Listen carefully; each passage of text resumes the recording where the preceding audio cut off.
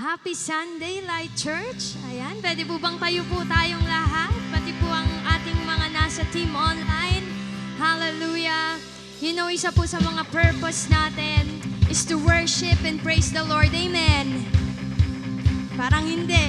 Isa po sa purpose natin ang mag-worship at mag-praise kay Lord. Amen. Hallelujah. Come on, this time, this very moment, pwede mong gawin yan ngayon. Kaya come on, let's worship God. Hallelujah. Come on, we declare this song you sing. Searching the world, the lost will be found. In freedom we live, as one we cried out. You carried the cross, you died and rose again. My God, I only ever give my all.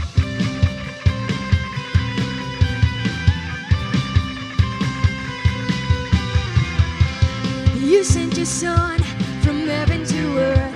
Delivered us all, it's eternally heard. I searched for the truth, and all I want is you. My God, I only ever give my all. Jesus, we're living for your name. We'll never be ashamed of you. Whoa, I praise, and know we are today. Take it all. Take it all. Hallelujah. Oh, one more time we declare. You sent your son from heaven to earth. Delivered us all, it's eternally heard. And I search for truth, and all I found was you. My God, I only ever give my all. Jesus, we're living for your name. We'll never be ashamed of you. Whoa, I praise, and know we are today. Take it all. Take it all. Jesus, we're living for your name. We'll never be ashamed of you. Whoa, I praise, and know we are today. Take it all. Take it all. Running to the one who heals the blind, following the shining light. In your hands the power to save the world in my life. Go on, one more time you declare. Running to the one who heals the blind, following the shining light. In your hands the power to save the world in my life. Hallelujah. Thank you, God, for the outpouring of your presence in this place. We will never be ashamed to praise you and to worship you in this place. Hallelujah. Come on, church, you declare and sing. Jesus, we're living for your name. We'll never be ashamed of you. Whoa, I praise and know we are today. Take it all. Take it all. Jesus, we're living for your name. We'll never be ashamed of you. Whoa, I praise and know we are today. Take it all. Take it all. Jesus, we're living for your name. We'll never be ashamed of you. Come on, you sing for the Lord. I praise and know that we are today. Come on, for the last time you sing. Jesus, we're living for your name. We'll never be ashamed of you. I praise and know we are today. Take it all. Take it all. Take it all. We'll worship God in this place. Thank you, Jesus. Amen. Hallelujah. Come on. Let us continue to worship God. Hallelujah. We thank you, Lord. And make this song a prayer of your heart today. Let us continue to humble ourselves before His throne and patuloy na buksan mo yung puso mo ngayon sa Panginoon as you sing this song. God, we offer our hearts to you today. Dahil ito, Lord, yung pinakagusto mo, Panginoon, sa lahat. Ang puso na totoong nagpapakumbaba sa iyo, ang puso na totoo at nagpupuri sa pangalan mo. Thank you, Jesus. Wala kaming may pagmamayabang sa iyo, kundi ang aming mga sarili na totoo lang, Panginoon. Totoo na nangangailangan ng presensya mo. Totoo na ikaw lang, Panginoon, ang kasapatan namin. That's why, God, here we are. Take us as an offering today. Hallelujah. Yes, Jesus.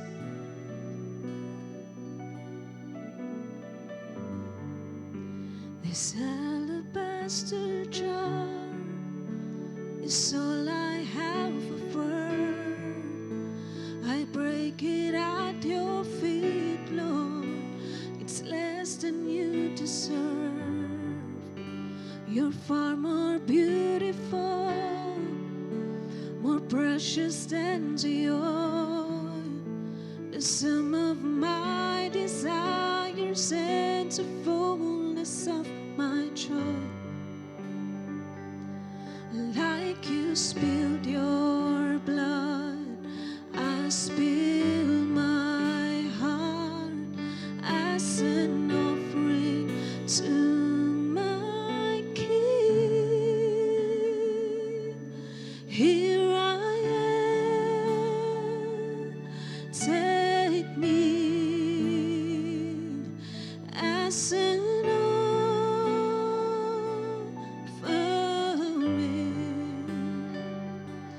here I am giving every heartbeat for your glory. Take me,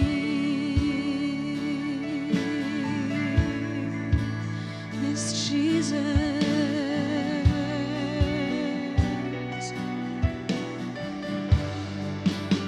This time that I have left is all I have of worth.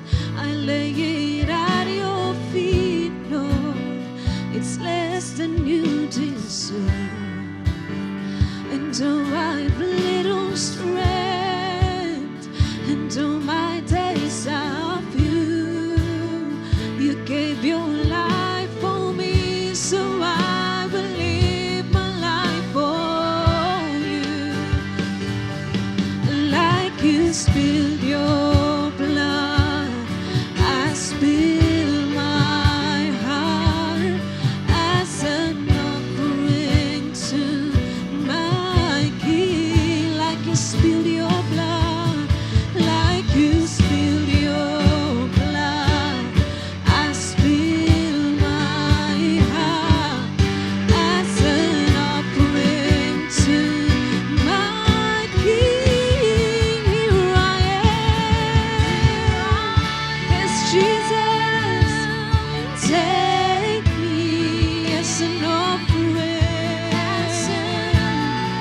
yes, God, here I am,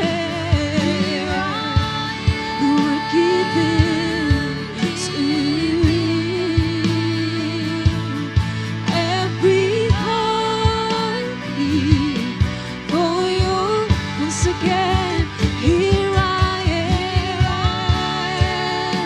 Take us wherever you want to, Lord, as an offering. Here I am. We're giving to you every heartbeat for your glory.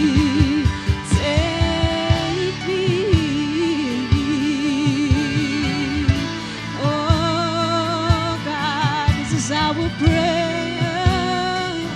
Oh, take us as an offering. Oh, we give ourselves to you, Jesus. We're giving ourselves to you, Lord. This heart is life. Oh, for your glory, I give myself away. Come on, you sing this to the Lord.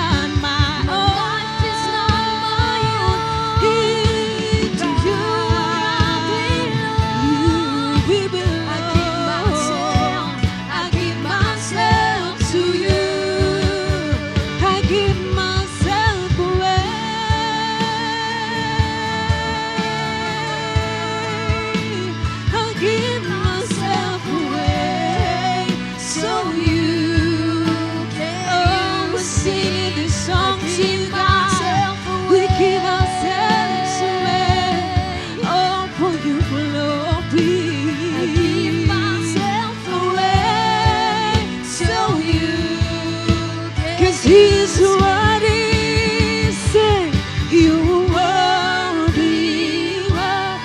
Our God is worthy. Oh, you are forever worthy, Lord.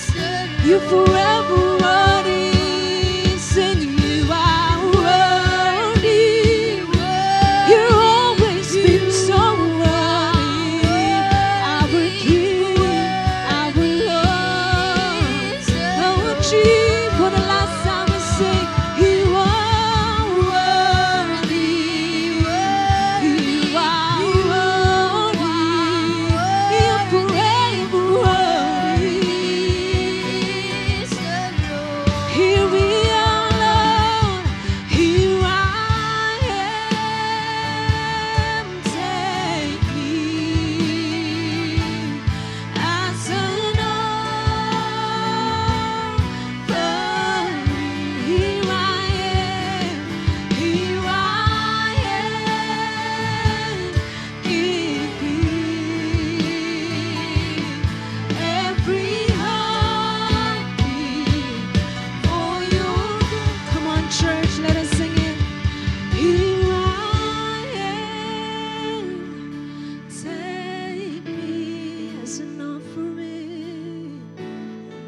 Yes, God. Here I am. Giving every heartbeat for your glory, Lord. Yes, God. Thank you, Jesus, all for your glory alone. Salamat, Panginoon, for another day of Sunday celebration where we can hear your word, where we can be in your presence. Panginoon, have your way today in us. To you alone be the highest glory, honor, and praise. This is our prayer in Jesus' name. Amen.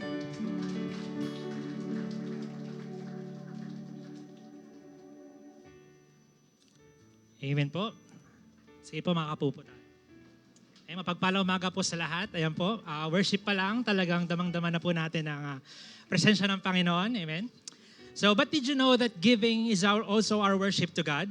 And if yes po, can you shout, it's giving time? I know we're all excited to give today, but before we give po, allow me to share and encourage you the scripture from 2 Corinthians chapter 9, verse 7. Ayan, naka-flash po. So it says there, each of you should give what you have decided in your heart to give, not reluctantly or under compulsion, for God loves a cheerful giver. So this verse po is one of the most interpreted verse sa Bible po na madalas ginagamit ng mga anti-tithes or yung mga ayaw mag-tithes. Yung mga nagsasabi na hindi naman pala dapat 10%. Okay, kundi kung ano lang ang bukal sa puso. But wait, teka po. For us to understand it better, Paul here is not talking about tithes. Hindi siya nag-encourage about sa tithes dahil sa panahon po nila, wala po silang problema pagdating sa pagbibigay ng kanilang mga tithes.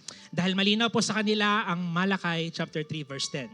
Rather, Paul here is talking about as pagbibigay ng tulong sa mga nangangailangan sa isang kapwa mananampalataya or sa isang simbahan. And this verse is not also meant para bigyan tayo ng excuses para wag magbigay or malimitahan tayo sa pagbibigay. Kundi ito ay pagbibigay sa atin kung ano nga ba ang tamang paraan ng pagbibigay. So today, let's talk about how should we give. Paano nga ba tayo dapat magbigay? Una, it's a right decision. Sabi sa verse, each of you should give what you have decided in your heart to give. Ibig sabihin po, may personal kang desisyon na magbibigay ka and you choose to give freely. Kung sa tithing po in Malakay chapter 3 verse 10, it was God's decision. Dito naman po sa verse na pinag-uusapan natin, it was our personal decision how we are going to give sa mga nangangailangan at sa simbahan. Pinapakita rin po rito na ang offering at ang pagbibigay sa mga in need ay isang personal na decision na nabuo sa iyong puso at sa isip kung paano natin nais na tumulong o magbigay. Light family, your giving today must be a personal decision na hindi dahil magbibigayan lang or magbibigay ang katabi mo. Kundi dahil ito ay pinagdesisyonan mo na magbibigay at tutulong ka dahil mahal mo ang Diyos at mahal mo ang tao. Decisions that are not influenced by other people but because it is what your heart's conviction to give. Kaya sabihin mo sa katabi mo, give with the right decision. Alright, so that's point number 1. Pangalawa po, how should we give? Paano po tayo dapat magbigay? Pangalawa, right emotion. Sabi po sa verse, not reluctantly or under compulsion, for God loves a cheerful giver. So after you have personally decided to give, this time naman po, it's all about your emotion. Masaya po ba tayo na binibigay po natin ng blue envelope na nasa harapan po natin? Amen. Excited po ba tayo lahat magbigay sa araw na to? Masaya po ba ang puso natin na tutulong tayo sa nangangailangan at susuporta sa ating simbahan? Masaya ba tayo na ibigay ang ating first fruits? Ayun, umundi na. Kung sasamala rin po ang loob natin sa pagbibigay, I don't think na deserve po ni Lord yun. God loves a cheerful giver at importanteng gusto mo ito. Natutuwa ang Diyos sa mga willing at joyful na magbigay kaysa sa mga napilitan lamang at masama pa ang loob magbigay. Right, family, have the right emotion whenever we give back to God. Whenever na tayo po ay susuporta sa ating simbahan at tutulong sa mga nangangailangan. Be willing and joyful as we give back today. Kaya sabihin mo sa katabi mo, be joyful. As a challenge po, Light Family, give with the right decision and right emotion. Tandaan po natin, pinagdesisyonan po ng Diyos Ama at masaya niyang ibinigay sa atin si Jesus para sa ating kaligtasan. Nawa magbigay din tayo ng decided sa ating puso ng ibibigay natin ngayong araw at masaya tayong magbibigay. Kaya ngayon po, ito pong isigaw natin ng ating title po ng ating pinag-uusapan is, I am happy and blessed to give. Sige po, palakpakan po natin ang Panginoon. So I just want to share my short testimony po. No? So dati po ako ay sarado po talaga yung kamay ko when it comes to giving. Yung tipong 50 pesos po, ayan, kinikip ko po, pandagdag ko lamang po sa kape ko. Amen? Ayan po. So although I can say na nabibili ko po yung mga gusto ko, but there were several times in my life na nakastick na lang po yung pera ko sa mga gusto ko. Okay po, but sa mga bagay na gusto ko lang, I forgot about tithing, I forgot about offering, and lumiliit na rin po yung provisions ko o yung mga nabibigay ko sa family ko way back then.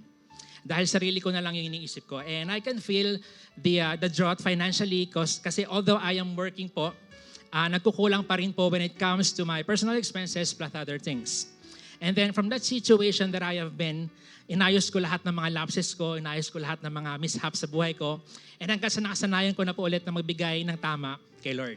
And ngayon po, natututo na po ako magbigay hindi dahil mahinhabol ako kay Lord, pero kundi dahil alam ko na siya ang dahilan kung ano ang mga bagay na meron ako ngayon. There are many blessings po na binigay sa akin ng Lord, hindi lang sa akin, but also to my family as well, when I start to giving right. So first po, sa discipleship, last 2022 po, bare months, ayan, naglambing po ako kay Lord ng laptop. Ayan, na pwede ko pong gamitin for one-on-one kapag mag-topic po ako sa life group, kapag may mga meetings, work, etc. Kasi yung phone ko po talagang naghihingalo na and mabilis na pang malobat. Ayan, baka naman. And months after that prayers, March 2023 po, okay, God answered my prayer. Pero hindi po laptop ang binigay niya. But instead, God answered my prayers na binigyan niya po ako ng iPad. Ito po, na ginagagamit na po ngayon sa pagmi-ministry po sa Panginoon. Sige po, palakpakan po natin si Lord. Ayan. And of course po, second, sa my family po na tuloy-tuloy ang provisions ng Panginoon, hindi niya po kami pinapabayaan na magkasakit, hindi niya rin po kami pinapabayaan, of course, financially. We were able to sell some of our properties po for income dahil matagal na po itong mga nakatenga sa amin, yung mga properties. And as of now po, ongoing pa rin po yung mga ibang titles to sell para meron po kami pagkukunan ng aming panggastos everyday. So lahat po ng ito ay dahil po sa malaya at masayang pagbibigay kay Lord. And I pray all of you, Light Church, so all of us today, na gawin din po nating malaya at masaya ang pagbibigay natin. And surely, promise, bubuhos po ang pagpapala ng Diyos sa ating buhay. Amen po. Sige po, and as we give, tatayo po tayong lahat. Sige po, at panalangin po tayo. Sige po, let's bow our heads and let's pray. Heavenly Father, we just want to thank you for this day and for this opportunity to give back right to you with a joyful heart. We pray, O God, that you seal this offering with your holy blood, and we pray na ikaw na po ang siyang bahala magbigay ng pagpapala sa bawat isa. Ingatan mo pa rin po ang lahat today, and as we give, we believe that you will bless us abundantly. Maraming salamat po. Ingatan mong lahat. In Jesus' name we pray. Amen and amen.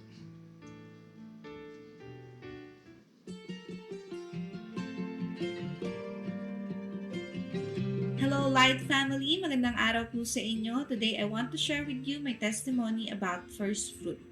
By the way, my name is Ruby and I'm a mother of 4 and a working student. It was year 2022 when I decided to give my first fruit. Nag-resign po ako that time from my job because we have an urgent matter within the family that needs to be taken care of. And during that time po, ang makukuha kong last pay ang tumapat na pang first fruit ko. I was very hesitant because kailangan maging careful kami sa aming budgeting that time. That time, I told myself na kailangan magtiwala ako sa ating Panginoong Diyos. And so, I decided to give my very, very first fruit. Kasabay po ng pagbibigay ko ng aking unang first fruit, pinanalangin ko po sa ating Panginoon na sana po bigyan niya po ako ng trabaho kung saan ang setup po ay online. Bukod po kasi sa makakatulong sa amin to financially, hindi ko na po kailangan umalis ng bahay para magtrabaho. God was so quick to answer. So quick to answer that immediately that year, March 2022, I landed a job as a virtual assistant. Not only that, God has blessed me with a full-time position and an amazing client na sobrang bait pa. Up to this day, I am still working with the same client at nakaka-receive na din po ako ng salary na kahit kailan po hindi ko po na-receive sa dati kong mga trabaho. Yung last pay ko po na hesitant pa akong ibigay as first fruit, God has tripled it with the salary I am now receiving. And given nga po na ang schedule ko po ay panggabi, I was given an opportunity to have more time with my kids and family. I was also given the opportunity po na makapag-serve sa ating simbahan, sa aming life group, and even po sa mga community life groups natin. Hindi po tumitigil ang blessing ng ating Panginoon sa financial aspects lamang. Year 2023 po, God has given me the opportunity na makabalik din po sa aking pag-aaral. Hindi lang po para mag-aral, kundi para mag-disciple din po.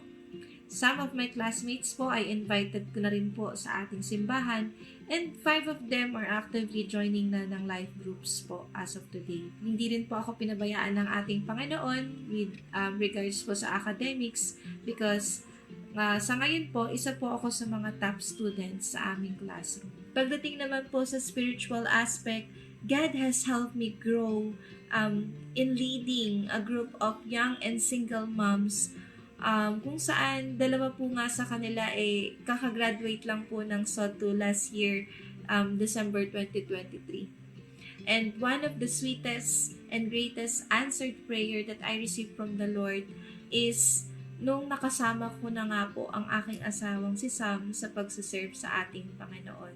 Dati po, kasabay ko lang siyang nag-church, uupo sa tabi ko. Kasabay ko na po siyang nagmi-ministry. Kasabay ko na po siyang nagko-community life group. And nagkakasama na rin po kami sa shotgun evangelism. And I believe po na some of you have tasted already yung luto ng ating Chef Sam. Amen po? With that being said, these are just some of the many things po na kayang gawin ng ating Panginoon Diyos sa ating buhay. All we need to do is trust, obey, and have faith. Because our God is a faithful God and His promises stands forever. Huwag po tayong mangamba na tayo po ay makukulang, tayo po ay mauubusan, tayo po ay mawawalan. Because anything na ating binabalik po sa ating Panginoong Diyos, He can multiply it. Just believe and have faith po sa ating Panginoong Diyos. Sabi nga po sa Proverbs 3:9-10, parangalan mo ang Panginoon sa pamamagitan ng paghahandog sa Kanya ng unang bunga ng iyong ani. Kapag ginawa mo ito, mapupuno ng ani ang iyong mga bodega at aapaw ang inumin sa iyong mga sisiklan. Kaya nga mga kapatid, I encourage you to give always with a cheerful heart with our tithes and offering and offer the best of your first fruits to our God. Again, this is Ruby. To God be all the glory. Ayan. Hallelujah. Thank you so much, Coach, for encouraging us with your first fruit testimony. Very truly, we cannot outgive God's goodness and generosity in our lives. Amen. Kaya naman po, Life Family, in the same way, we appreciate and commend your generosity and commitment in supporting our church. Kaya naman, reminder lamang po that we have multiple ways for you to send your tithes, offerings, pledges, and first fruits. Tama ka dyan, partner. We can send it through GCash number, church bank account, or directly here sa ating church. Kaya naman, Light Family, let's all give generously. Once again, Life Family, blessed Sunday po sa bawat isa and welcome to the house of the Lord. Grabe, partner, after a long and tiring week, it's good to be back. Amen po ba? Amen. Amen. Kaya naman po, we would love to send forth a heartfelt greeting to everyone, which also extends para sa lahat ng ating new friends and first-timers. Kaya naman po, whether you're joining us in the comfort of your home or you're here with us in person, we are thrilled to have you here as a part of our family. Yes, for our online community, we are blessed to celebrate with you. Kaya naman po, if this is your first time worshiping with us and you want to be part of our growing family, kindly type the word connect sa ating comment section and after po ng ating celebration ay may magme-message po sa inyo. Thank you so much, partner. And syempre, para naman po sa lahat ng ating new friends and first-timers on site, pwede po ba tayong tumayo? Ayan, wow, palakpakan po natin si Lord. Praise God. Welcome po sa ating family. We would love to say that we are honored to have you here with us. And we are hoping po na sana this day would be a start of your wonderful journey with us. Yes, for our first-timers po, feel free to connect with us after po ng service because we'd love to get to know you better. That's why huwag po tayong aalis agad-agad dahil may kakausap po sa inyo sandali-sandali lang po sa ating consolidation area. Again, to all of our new friends and first-timers, mapa-team online or team on-site ka man, we're blessed to worship the King with you. Amen. And dahil nga po blessed tayo to celebrate together today, let's take this moment to greet everyone around us and extend a warm welcome to them as we proceed to our Light 60. Dahil dyan, tatayo po tayong lahat. Ayan, sige po, tayo. And sa loob po ng 60 seconds, magkakaroon po tayo ng quick kamustahan. Kaya naman, iikot ang bawat isa partner. And with that, timer starts now. Ayan, sige po, ikot tayong lahat. Make sure na talagang nakausap at nakamayan natin ang bawat isa. Right, partner? Yes, and for our online community naman po, you can comment down or you can mention your friends, your family. Ayan po, i-extend po natin ang blessing at grace ni Lord this Sunday. Amen. Sige po, just take this opportunity na makipagkamayan, do some handshakes or fist bumps.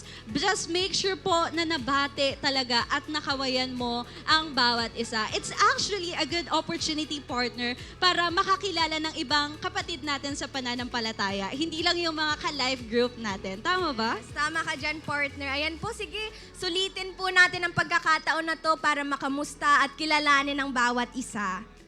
We have 10 seconds on the clock. Ayan. Amen. Sige po, makakabalik na tayo sa ating mga upuan because 60 seconds is now over. Makakaupo na po tayong lahat. Grabe, partner, nakakatuwang makita ang nagagandahang ngiti ng bawat isa. Halatang halata na excited na sila for today. Amen, partner. Nakaka-bless talaga. And kaya naman po, palakpakan po natin si Lord sa buhay ng bawat isa.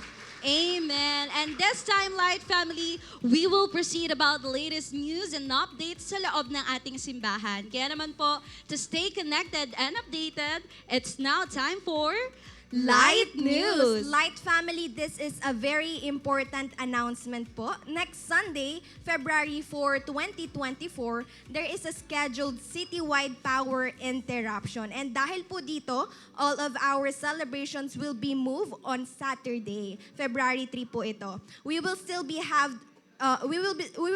having the same time slots for that day. We have 8 a.m., 10:30 a.m., 4 p.m., and 7 p.m. Once again po, please take note na wala po tayong Sunday celebration next week dahil mamumove po ito ng Saturday, Sabado po yan, ayan, with the same time slots pa rin po. Kaya naman, Life Family, please do help us and in sharing this information sa bawat isa. Okay lang po ba yun?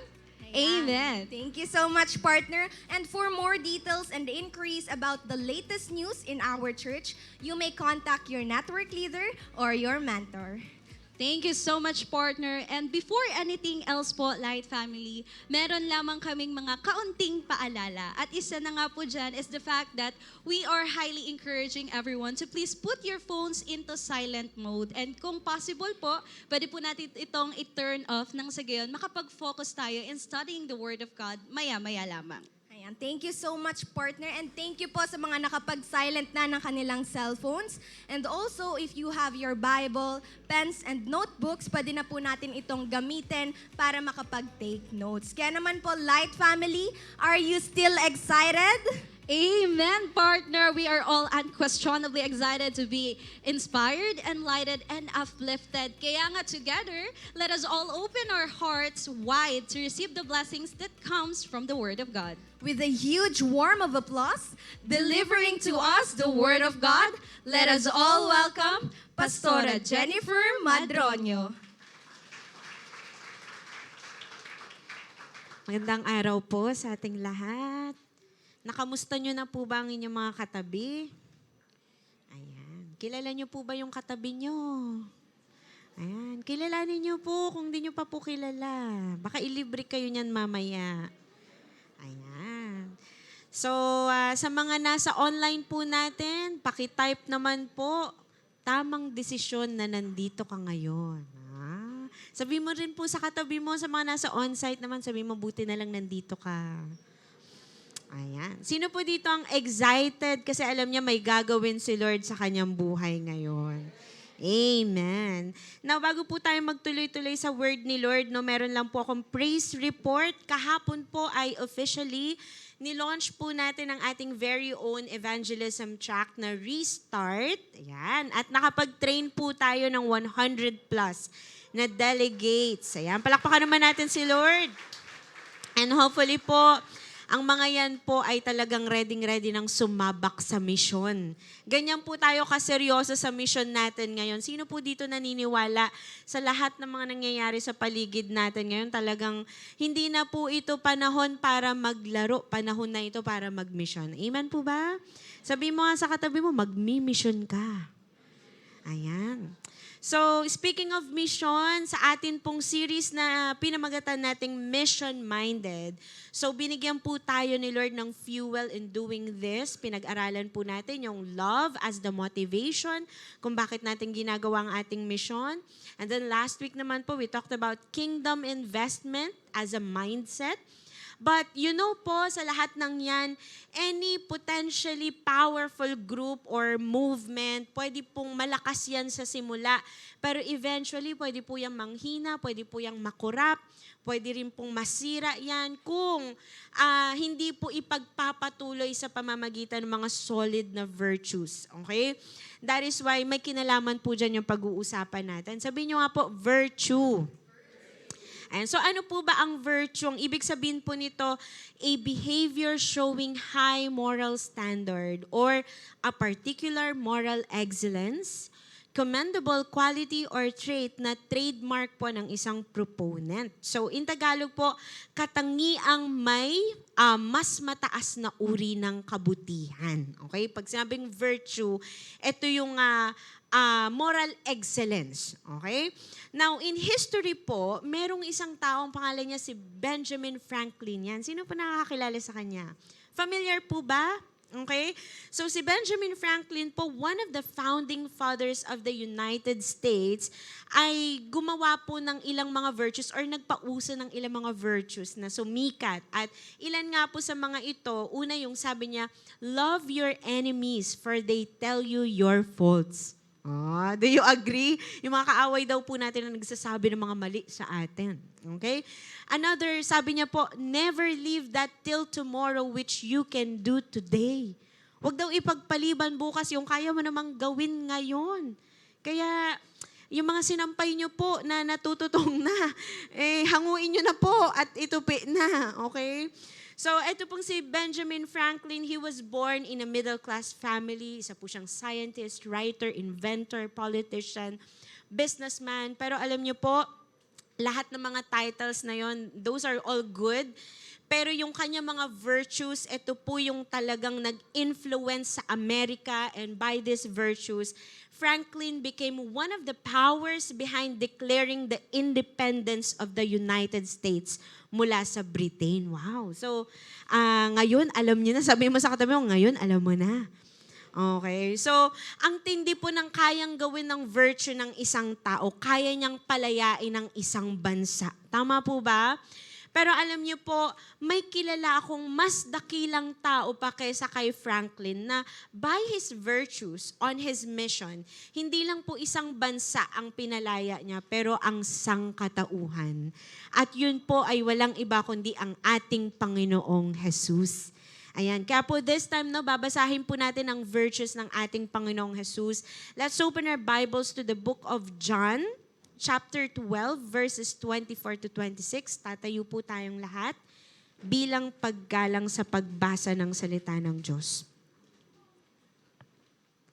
Again, John chapter 12, verses 24 to 26. Basahin po muna natin sa New International Version. Ready? Verse 24, go. Very truly I tell you, unless a kernel of wheat falls to the ground and dies, it remains only a single seed. But if it dies, it produces many seeds. 25.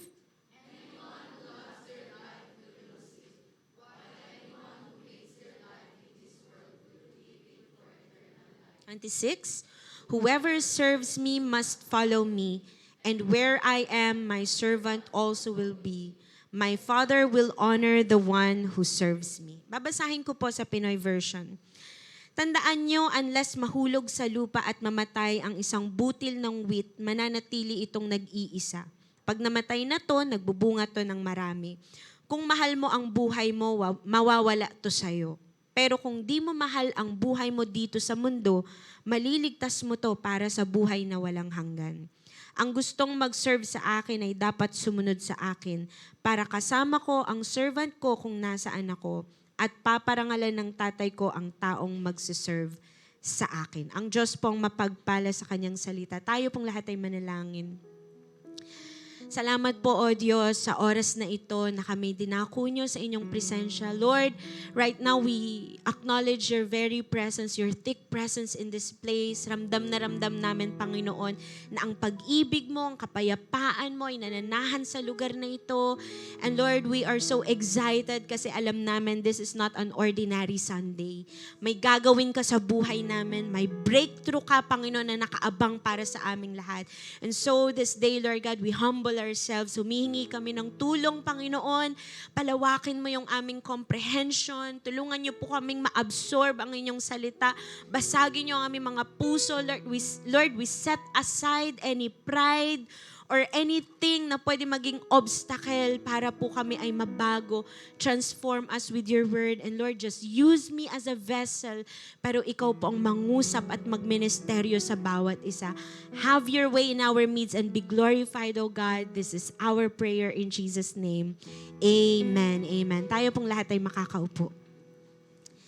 Amen. So ito pong binasa nating passage, ang nagsasalita po dito, walang iba kung di ang ating Panginoong Jesus. And before niya po itong sinabi, no, ang previous scene po is the triumphal entry. Ito po yung time na si Jesus Christ nagkaroon ng parang parade nung papasok po siya ng Jerusalem at nakaupo po siya sa donkey. And that time po, napakaraming tao sa Jerusalem kasi it was a festival. So meron pong piyesta na nagaganap po doon sa Jerusalem. So, yung mga taong ito na nalaman nila na si Jesus ay papasok ng Jerusalem, nag-gather sila sa paligid niya at kumuha sila ng mga palm branches. Tapos dito po nauso yung ating tradisyon na palaspas. Okay? Kasi ginagaya nila tong moment na ito na sumisigaw yung mga tao. Sabi ng verse 13, Hosanna, blessed is he who comes in the name of the Lord. Blessed is the King of Israel. Now, ito pong passage na to, or yung yung kinakanta ng mga tao, prophecy yan na talagang kakantahin ng mga tao once na dumating ang Messiah. So, dahil narinig ng mga religious leaders na ito daw yung sinisigaw ng mga tao, inis na inis sila kay Jesus. Sabi nila, tignan mo kung paano yung mga tao, lahat na naniniwala sa Kanya. So, inggit na inggit sila kay Jesus dahil sumikat si Jesus, tapos yung mga tao naniniwala sa Kanya. And so, yan na yung time na nagpa-plot na sila ng kamatayan ng Panginoong Jesus. So, imagine nyo po itong scenario na ito, yung mga tao, yung mataas yung, yung hype nila. Okay? Hype as in, HYPE. Okay? So, hype yung mga tao dahil sa festivities, tapos sa popularity ni Jesus, curious sila kung ano yung nangyayari kasi nagkakagulo yung mga tao, tapos si Jesus yung highlight ng event, and then may mga foreigners pa na gustong makilala si Jesus. Nakikita natin yan in John 12:20 to 23. So, may mga Greeks daw na lumapit sa mga disciples, sabi nila, gusto namin makilala si Jesus. So, eto naman mga disciples, sinabi kay Jesus, Lord, gusto ko raw makilala ng mga ito. Tapos dito nga pumasok yung passage natin. Pero ang nakakagulat, gustong makilala ng Greeks si Jesus, pero ang sagot ni Jesus sa mga disciples niya, ito, verse 23, ang sabi, the hour has come for the Son of Man to be glorified.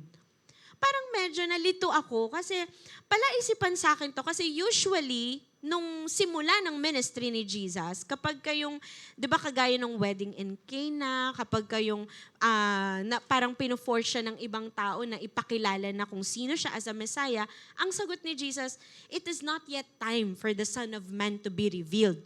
Alam niyo po yun, tama ba? Paulit-ulit, ganun yung sagot ni Jesus. Pero dito, for the first time, sabi niya, the hour has come for the Son of Man to be revealed or to be glorified. So bakit kaya ganun yung sagot ni Lord?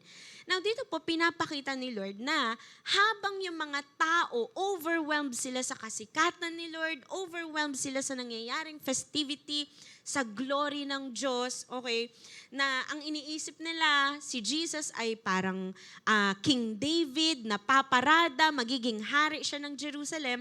Si Jesus naman, para sa kanya, nakafocus siya sa kanyang glorification sa pamamagitan ng kanyang kamatayan.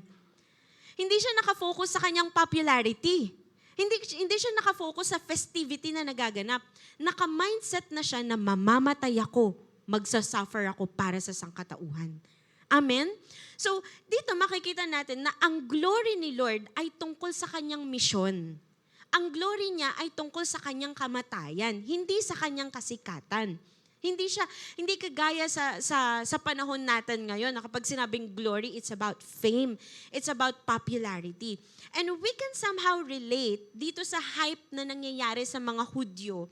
Kasi ngayon, sa panahon natin, especially January, yan, tignan mo yung katabi mo.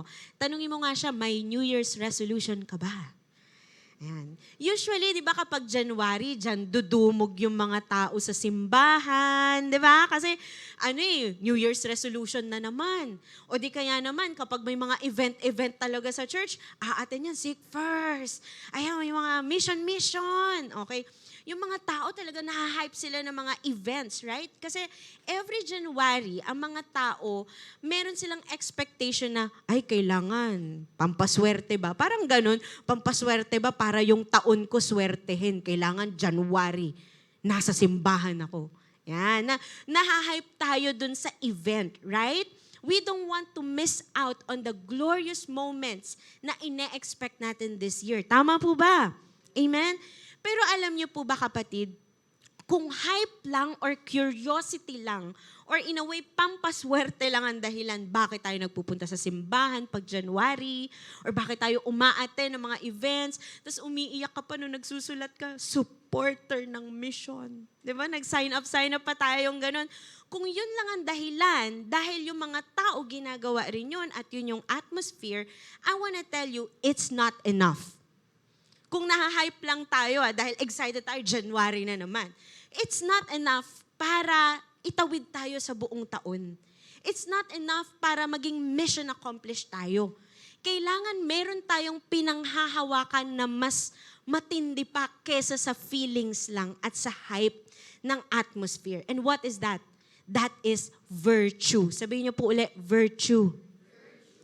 So, as we end the series, Mission-Minded, let's talk about the 3 powerful virtues of the mission-minded. Are you excited? Tanungin niyo nga po yung katabi niyo, sabi mo, excited ka ba? Amen. So, let's talk about the 3 powerful virtues of the mission-minded. Number 1 virtue, to seed, multiplication demands subtraction. Ano ba yung pastora? Ang aga-aga, nagmamat tayo dito. Let me explain this. Sa Tagalog, ang pagdami ay humihingi ng pagbawas. Parang ang gulo naman yata nun. Let's read verse 24. Sabi, very truly I tell you, unless a kernel of wheat falls to the ground and dies, it remains only a single seed. But if it dies, subtraction, it produces many seeds, multiplication. So ginamit ni Lord yung analogy ng physical law na grain of wheat falls to the ground, nahulog yung grain of wheat and falls to the ground and dies, para i-explain yung spiritual law kung saan sa pamamagitan daw ng kamatayan ng Panginoong Hesus, magkakaroon ng napakaraming kapanganakan ng mga kaligtasan para sa mga kaluluwa ng tao. Okay?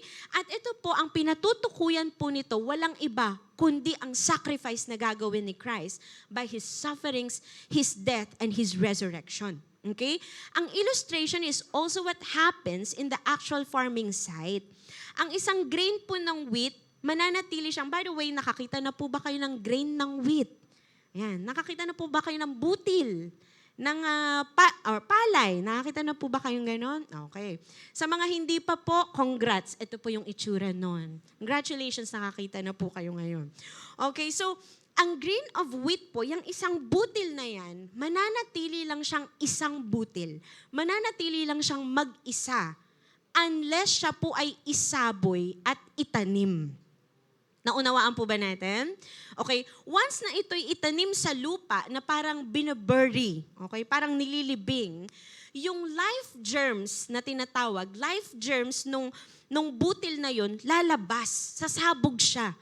At hindi ito mananatili sa form nito as a grain, kundi lalabas yung blade, lalabas yung stalk and yung ear of corn, at mag-iiba na siya ng itsura. Hindi siya mananatiling isang butil. Okay? Meaning, hindi po ito literally na mamamatay. Yung sinabi ng passage na it will fall to the ground and die, hindi siya mamamatay uselessly. Hindi siya mawawala na parang abo. No. But mamamatay siya in a sense from its old form. Mawawala na yung dati niyang itsura na seed lang siya or butil lang siya. Because it will germinate, matatransform siya into a new form, but first, it has to fall on the ground. So, ang kanyang factor para matransform, kailangan niyang maitanim. Kailangan niyang mamatay. And that single stalk will produce many seeds. Kaya magiging ganyan na po yung itsura niya. Ang galing, no? Isang butil, pwede palang mag-produce ng marami. At ganito po hinalintulad ni Lord ang kanyang kamatayan. Because dahil sa pagkamatay ng ating Panginoong Jesus, yung death ng flesh na subject sa mundo, ito po kasing flesh natin, subject siya sa death. Okay? Tama po ba? Sino po dito? Tanggap niya, lahat tayo mamamatay. Parang, tingnan mo yung katabi mo, parang hindi lahat tanggap. Sabi mo, hindi ka immortal.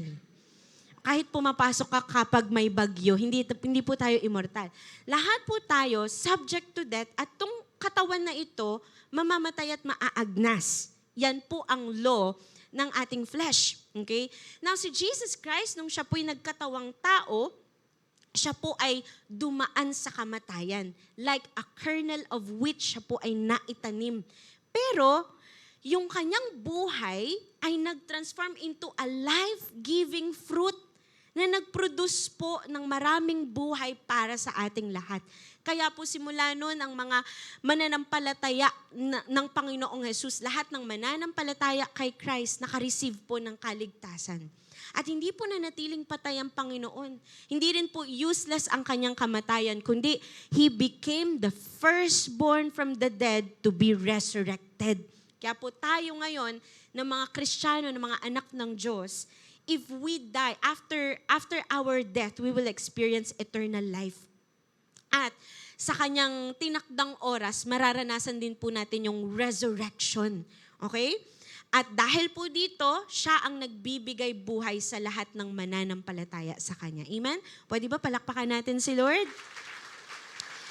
And then next, yung phrase po na sinabing bears much fruit, pollen karpon perei in Greek, which means produces multitudinous or numerous result. Ang pinag-uusapan po ditong bunga, hindi po isa, hindi po dalawa, kundi multitudes. Sabihin niyo po, multitudes. Multitudes po in the Bible is equal to 10,000. So, when we talk about multitudinous growth, ibig sabihin po nito, maraming tigsa 10,000. Ang napoproduce daw ay maraming tigsa 10,000. Okay? So, to think that multitudes will come from one seed, that is above normal. Tama po ba? That is beyond natural. Tama po ba? Bakit? Ano po ba ang natural na reproduction sa atin? Para sa ating mga tao. 'Di ba? Ang natural sa atin, 1 + 1 equals, tingnan mo yung iba, hindi pa sigurado kung 2. Muntik na isagot 11. Hindi po. 1 + 1 equals 2. 'Di ba? Yan yung natural sa atin na reproduction. Pero dito po, sa principle ni Christ, iba yung formula. 1 - 1 equals multitude. Tama ba? One seed dies, and the result is not 0, but 10,000s upon 10,000s. Nagpo-produce daw po ng multitudes yung isang seed na namatay. So the virtue of the mission is this. Ito po yung rule. Gusto mo mag-multiply? May isusubtract ka. Gusto mong dumami? Gusto mo maging fruitful? Gusto mo ng multitudes? Kailangang may mamatay sa atin. Sa buhay natin. Amen? Kinabahan yung katabi mo. Sinabing kailangan may mamatay. Sabi mo sa katabi mo, kailangan may mamatay. Kaya po, ang pagdami ay humihingi ng pagbawas. Kailangan may masubtract sa atin kung gusto nating may dumami sa atin. Amen po ba? So it is important to note na ang death na pinag-uusapan po dito is the seed. Okay? The seed po is the potential. Okay? Ang isang seed po, maraming pwedeng mangyari sa kanya. So it is a potential. Pero alam niyo po ba na ang potential ay mananatiling potential at hindi siya mamumunga kung hindi po siya aalis sa pagiging seed. Okay? Hanggat hindi siya na itatanim, it remains a potential. But it will not bear fruit. That is why a seed must die para makapag-produce siya ng multitudes. Ano pong ibig sabihin nito? It talks about sacrifice. Sabi niyo po, sacrifice. Kailangan po willing tayo to sacrifice that seed in order to pave way for massive result. Ano pong ibig sabihin nito sa atin? Mga kapatid, ibig sabihin, dapat yung isang seed, tumigil na siya sa pagiging seed lang. Kung gusto niya ng life-giving plant or fruit-bearing tree, it must stop being a seed. Ano ibig sabihin? Ang potential dapat huminto na sa pagiging potential lang. Alam mo, ikaw may potential kang maging mentor. Pero sana, hindi ka na potential lang, maging mentor ka na. Alam mo, ikaw may potential kang maging consistent mag-devotion. Pero sana tumigil ka na maging potential lang, maging consistent ka na talaga mag-devotion. Nakuha po ba natin? So kapag potential lang, ibig sabihin, hindi pa nangyayari. Potential lang. Pero dapat daw, umabot na tayo sa point na hindi na lang tayo potential, nangyayari na yung potential. Amen po ba? Naunawaan po ba natin? So, mangyayari lang po ito if we are willing to sacrifice and let go sa old form ng potentiality at hayaan itong matransform. Amen po ba? So literally, ano po ang relevance nito sa atin? Pwedeng ang seed po sa buhay natin is your time. Your life. Amen? Seed siya na binigay ni Lord. For example, yung 365 days ng 2024, that's a potential. Tama po ba? na ang 365 days ng 2024 ay pwedeng maging potential na maging fruitful ka, gamitin ka ni Lord mightily and powerfully, marami kang matouch na mga buhay ng tao, mag-serve ka kay Lord, potential ang 2024. Pero kung hindi natin ilalaan na isakripisyo itong oras na to sa Panginoon, yung potential mauuwi na naman sa frustration. Kaya pagdating na naman ng January 2025, sayang yung 2024 ko, sinayang ko na naman. Sabi ko ba naman, magpapadisciple na ako ng 2024. Uulit na naman tayo ng New Year's resolution. Tama po ba? Kapag nanatili lang potential. Amen. Your money, it's also a potential. Anong pwedeng mangyari sa pera mo? Pwede siyang lumago. Tama po ba? Yung money, for example, meron kang savings. Pwede siyang lumago pag pinagulong mo. Tama ba? Yun yung word ng mga businessman. Pero kapag hindi mo siya ginamit, mananatili lang siyang potential. Right? Your money can also be a seed na bigay sa'yo ni Lord. At pag nilet go mo para ipagamit kay Lord, hindi lang ikaw makikinabang. Makikinabang din ng iba. Pero hanggat hindi mo siya sinasacrifice kay Lord, walang fruit. Walang impact ang pera. Tama po, naunawaan po ba natin? That's just an example. For example, yung character natin. Yung character natin, may potential pang gumanda. Amen po ba? Tingnan mo nga yung katabi mo kung may potential pa. Mabait na yung katabi mo. Pero may potential pa siyang mas bumait pa. Amen. Mas gumanda pa yung ugali. Amen. Pero kung hindi tayo magsasacrifice na ipaayos kay Lord ang ating character, yung potential lang. Hindi siya mangyayari in the actual. Kaya mga kapatid, may mga dapat tayong isubtract sa buhay natin para lang mamunga tayo. May mga dapat tayong tanggalin sa buhay natin para lang mag-effect na sa atin yung mga potentiality natin. So that makapag-produce tayo ng multitudes at maging fruitful ang buhay natin. Amen po ba? Sino po dito naiintindihan niyang mensahe ng Diyos sa kanya ngayong umaga? Amen. Palakpakan po natin si Lord. So that's number 1. To seed, multiplication demands subtraction. And number 2, to live, again, demands a loss. Ang pagtamo ay humihingi ng pagkatalo. Parang ang labo naman nun, Pastora. Kailangan matalo muna ako para manalo ako? Parang ang labo. Sabi po ng verse 25, anyone who loves their life will lose it, while anyone who hates their life in this world will keep it for eternal life. Na ang tawag po sa ganitong kataga ay paradox. Sabi niyo nga po, paradox. Pag sinabi pong paradox, it is a contradicting statement compared sa expectation ng tao. Kasi nga naman, di ba nga ina-expect natin, yung mga taong talagang iniingatan nila yung buhay nila, talagang sila yung mananatiling buhay. Pero sabi niya dito, sabi ni Lord, yung nagmamahal sa buhay, siya pa yung mawawalan. Oh. Yung ayaw niya ang buhay, siya naman ang magkakaroon ng buhay. Does it make sense? Pinapromote ba dito ni Lord yung self-hatred? So ano yun, Pastora? Haharap ako sa salamin, tapos sasabihin ko, I hate you, I hate you, I hate you. Ganun ba yun? Magagalit ba ako sa buhay ko para magkaroon ako ng buhay? No. Of course not. Hindi pinapromote ni Lord yung self-hatred. Okay?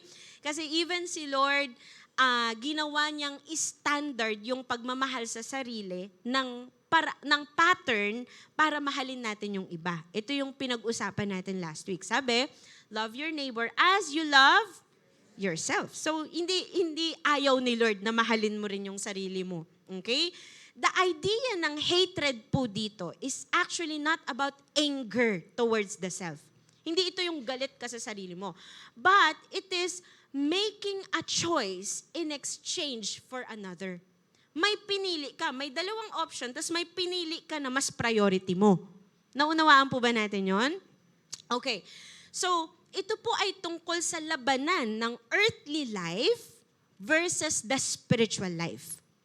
na tinitignan mo na mas mahal mo yung spiritual life mo compared sa yung earthly life. It doesn't mean na pababayaan mo na yung earthly life mo, hindi ka na magiging mabuting magulang, pababayaan mo na yung pag-aaral mo, pababayaan mo na yung trabaho mo, yung business mo. Hindi po ganun yung ibig sabihin nun. Ibig lang sabihin, mas naiintindihan mo yung priority mo, and that is your spiritual life. Yun po yung tinutukoy na hate dito.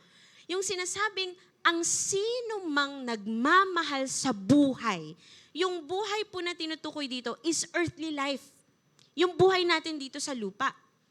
At yung pagmamahal po sa buhay dito sa lupa, ito po yung, ang ibig sabihin po nito, yung attach ka sa buhay mo dito.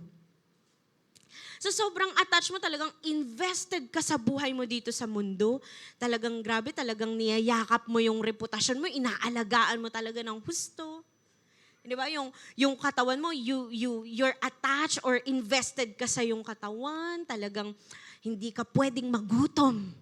Hindi ko pwedeng gutumin yung aking katawan. Kailangan oras-oras kumakain ako. Kailangan lahat ng laman ng ref maubos ko. Tama ba? Yung invested ka sa pagpapaganda, sa beauty. Talagang lahat ng skincare, pinakyaw mo na. May mena ka na, may chinchansu pa. May katingko pa. Paano kaya yun, no? Toner mo, katingko. Talagang lahat, pinapatulan mo lahat ng mga skincare. Mapa-Korean, mapa-European, lahat na ng klase ng balat, gusto mo magkaroon ka. Tama ba? Invested ka sa yung kaperahan. Diba talagang yung pera mo, talagang alam mo yung amoy ng pera mo. Pag napapalayo ka sa pera, mainit na yung ulo. Tama ba? Ano pa? Yung invested, attached ka sa relationship. Kaya kahit maling relasyon, ayaw i-let go. Talagang sabi ng mentor mo, anak, tama na yan. Mali na yan. Ano bang pakialam mo? Invested sa relationship. Invested sa possessions. Talagang lahat ng kanyang mga, yung mga babies niya, talagang kailangan katabi niya matulog. Tama ba? Yung klase ng ganitong attachment, hindi naman sinasabi ni Lord na maling magkaroon tayo ng material things, na may pera tayo, maganda tayo. Hindi naman yun mali. Ang mali daw is yung sa sobrang pagmamahal mo sa mga bagay na ito, sa sobrang attachment natin sa mga ito, nawawala na yung awareness mo na may spiritual life ka pala.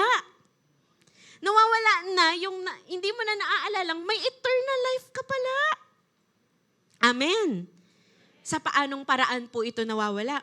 Yung nag-i-invest ka sa earthly life mo, nalilimutan mo na gusto pala ni Lord, nagsisimba ka. Gusto pala ni Lord, nag-life group ka. Gusto pala ni Lord, nagpe-pray ka. Amen?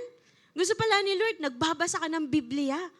Nawawala na yung investment sa spiritual life. Are you getting my point? Andiyan pa po ba kayo? Parang ayaw nyo na po yung pinag-uusapan natin, no?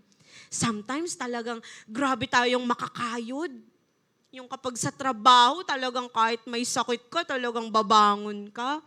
OT-OT kahit puyat ka. Diba? Pero kay Lord, sumakit lang ng konti yung puson mo. Ay, hindi po ako makapagsimba. Ang sakit po ng puson ko.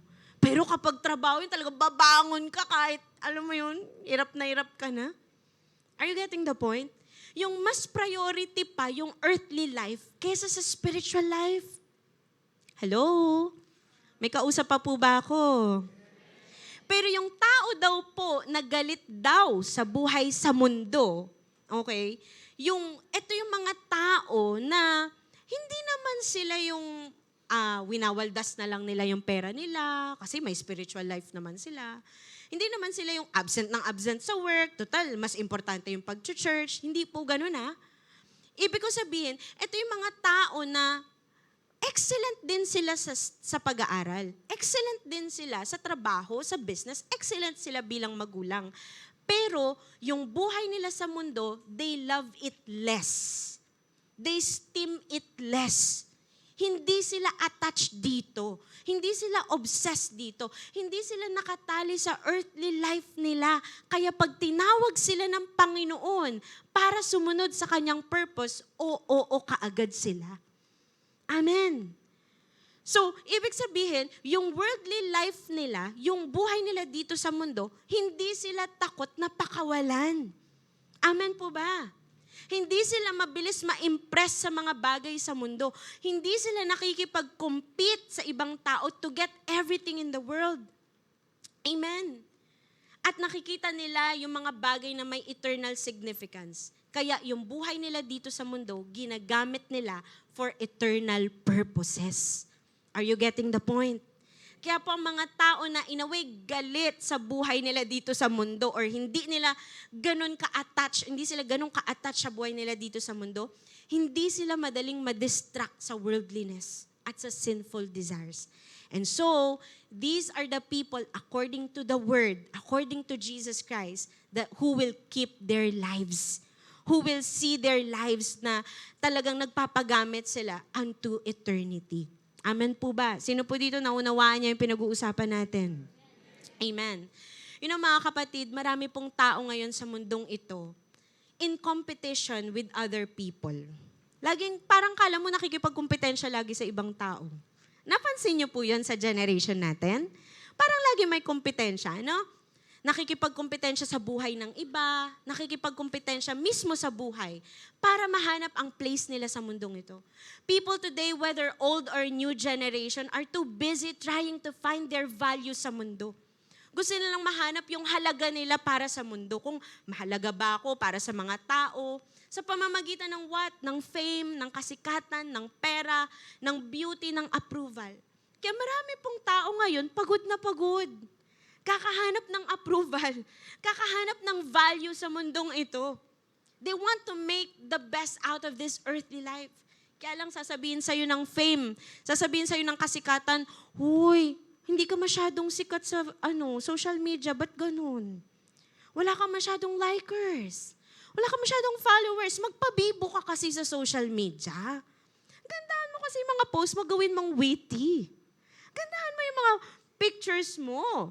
Ayusin mo yung content mo. Ang tao ngayon, langong-lango sa kasikatan. Langong-lango sa entitlement. Tama ba?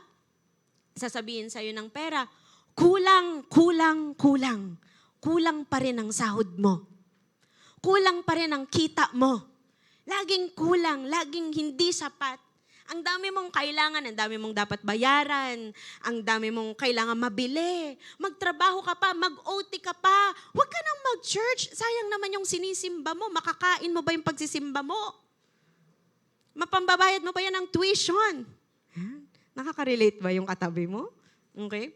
Sabi sa'yo ng materialism, don't tell me, hindi ka pa nag-a-upgrade ng phone mo. Girl, iPhone 7 pa rin? 15 na tayo. Kahit wala ka ng pera, sasabihin sa'yo ng materialism, huy, mag-mine ka na ng bag. Ano ba, ipangutang mo na. Total, sasahod ka naman. Mag-travel ka. Who cares about savings? Ano ngayon kung may utang ka pang di nababayaran? Mag-travel ka na mag-travel. Ano ngayon kung may tithes? You deserve this. Regaluhan mo ang sarili mo. Kaya ang tao ngayon, karaming obligasyon na hindi mabayaran. Tama po ba? Naunawaan po ba natin? At anong sabi ng comfort sa atin? Ng selfishness. Sasabihin ng comfort, masyado ka ng pagod. Idadagdag mo pa yung pag-church. Pagod ka na nga, may life group pa, may prayer works pa. Yung pagde-devotion mo, itulog mo na lang. Sayang naman. Tama? And sometimes yung selfishness, sasabihin sa'yo, you're too broken para magbigay sa iba. Ikaw na lang muna. Ako naman muna ngayon. Ngayong 2024, ako lang muna. Tama ba? How we love our earthly lives. Hanggat maaari, yung earthly lives natin, gusto nating i-keep sa sarili natin. Ayaw nating paistorbo kay Lord. Anong mission? Ako muna. Ayaw nating paistorbo sa mga eternal matters. How we spend most of our 365 days caring only for our lives. ako sa'kin kung anong meron ako. Kaya even ang pagsasakripisyo para sa mga bagay na nais ng Diyos para sa buhay natin, ayaw natin gawin. Ayaw natin ng sakripisyo. Hanggat maaari, dapat convenient. Lord, kung tatawagin mo ko, dapat convenient, ha? Lord, kung magsiserve ako, dapat comfortable, ha? Lord, kung magwiwin ako, magmimission ako, sa mababait lang, ha? Huwag sa masasamang ugali. Kailangan comfortable, convenient. Laging tayo ang bida. Kapag nasaktan, tayo ang biktima. Tayo ang laging una. Natural sa atin yan. Tama ba? But let me tell you this. Loving our earthly life ay isang malaking harang para hindi mo makita ang value ng eternity at para hindi mo makita ang pangarap ng Diyos sa'yo. Andiyan pa po ba kayo? Parang ang tahimik nyo na, no, kapag ganito yung usapan. Pastora, pinapagalitan nyo po ba kami ang aga-aga? Sabi mo sa katabi mo, okay ka lang ba? Yan. Ano po ang valuable sa mundo? Ang valuable sa mundo, pera, material things, kasikatan, possession, titulo, kapangyarihan. Pero ano po ang valuable sa eternity? Ano po ang magtatagal? Kaluluwa. Soul. Tama ba? Kaya importante kay Lord ang kaluluwa kasi yan ang magtatagal. Pagdating ba natin sa langit, sasabihin, ilan ang diploma mo? Ilan ang savings mo? Ilan ang bangko mo? Ilan ang naipundar mo? Real talk lang ha. Yun po ba ang hahanapin? Hindi po. Ano po ang hahanapin sa accountability natin? Your relationship with God. Again, I'm not saying na hindi mahalaga kay Lord kung ano yung ginagawa natin dito sa lupa. Pero merong mas mahalaga pa kesa sa ginagawa natin dito sa lupa. Mga kapatid, makinig sa akin maigi. Unless ipatalo natin ang earthly cravings natin, we cannot gain eternal lenses to see the real treasures in life. Hanggat naglalaway tayo sa mundo, hanggat attached tayo sa mga bagay sa mundo, hindi tayo magkakaroon ng malinaw na mga mata sa mga bagay na mahalaga para kay Lord. Amen po ba? Kaya mga kapatid, tandaan po natin to, ang katawan, mamamatay yan. Amen? Andiyan pa po ba kayo? Maiksi lang po ang buhay. Hindi mo alam ito. Sa panahon natin ngayon, hindi na lang mga 60 years old, 70 years old ang natatakot sa kamatayan. Pati mga bata. Sa dami ng aksidente nangyayari, hindi na natin alam ang buhay.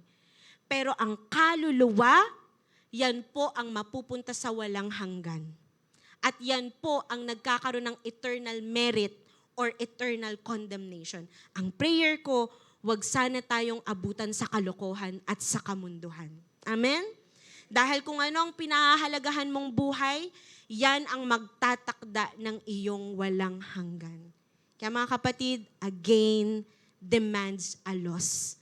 Huwag mong paghinayangan na i-detach ang sarili mo sa mga bagay na ayaw ni Lord. Kung para doon, makikita mo yung mga valuable para sa Panginoon. Amen po ba? Palakpakan po natin si Lord. And lastly, na virtue number 3, to follow, honor demands humility. Ang karangalan ay humihingi ng kapakumbabaan. Ang sabi po ng verse 26, samahan niyo po akong basahin. Ready? 1, 2, 3, go. Whoever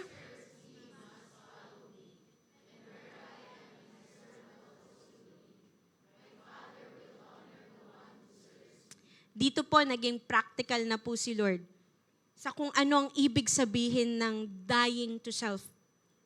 Ang gusto niyang patukuyan pala dito is serving God, serving Jesus. Ang sino man daw na naglilingkod sa Panginoong Hesus ay dapat sumunod sa Kanya.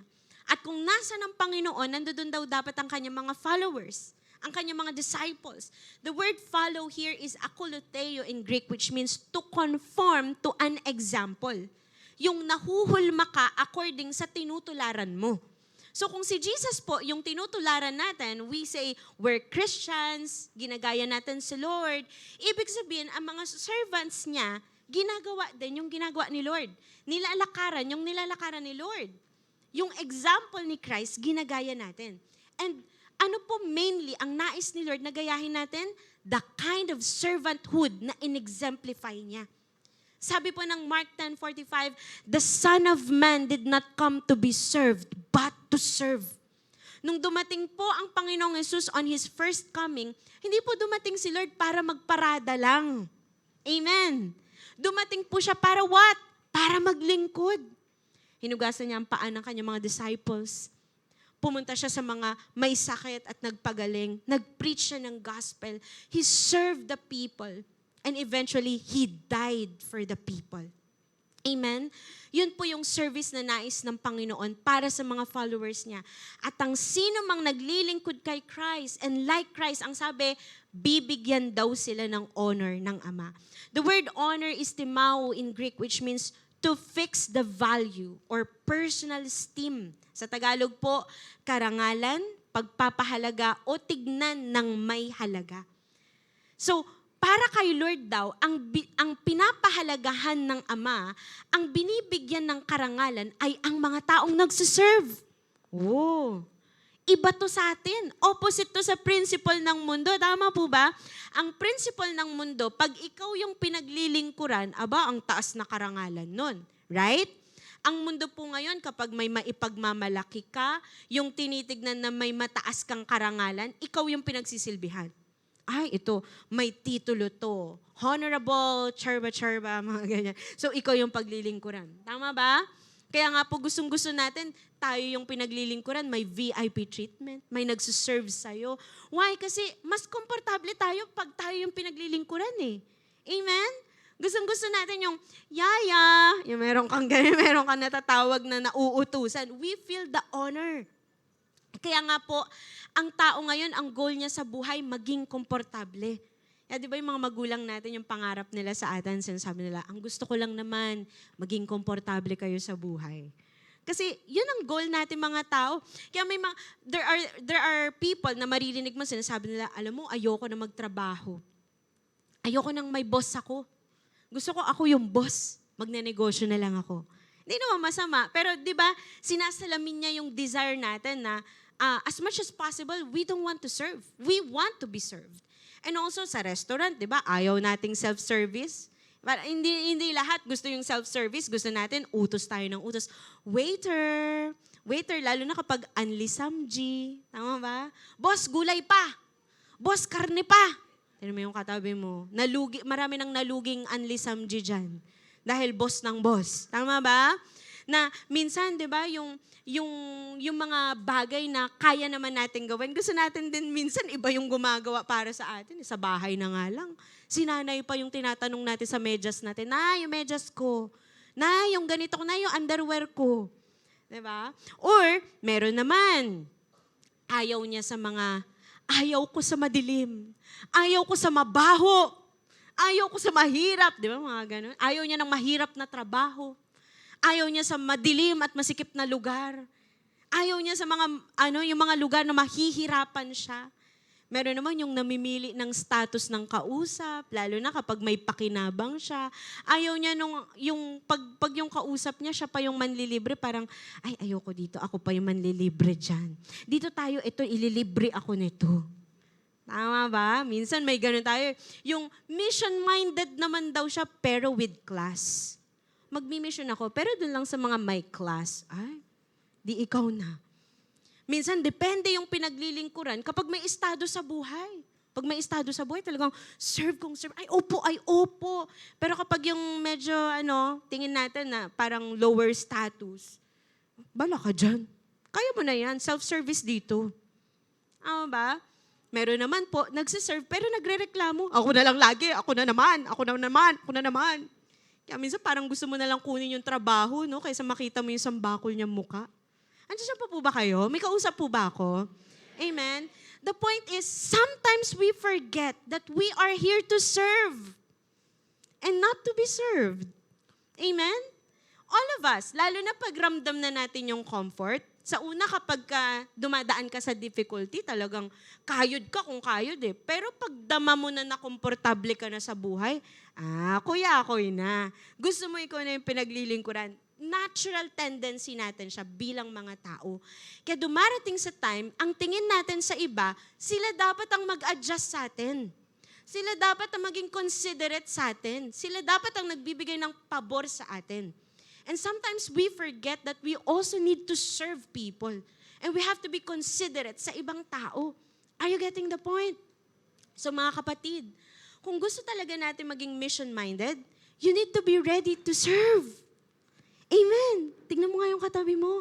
Sabi mo, kailangan mo maghanda. Hindi po ako yung katabi. Okay lang po ba kayo? Kasi mga nagagandahan po ba kayo sa akin? O nagpapanggap po kayong gising? Kasi yung mga mata nyo po, black na lang yung nakikita ko. Nakaganon. Sige po, harapin nyo po yung katabi nyo. Sige po.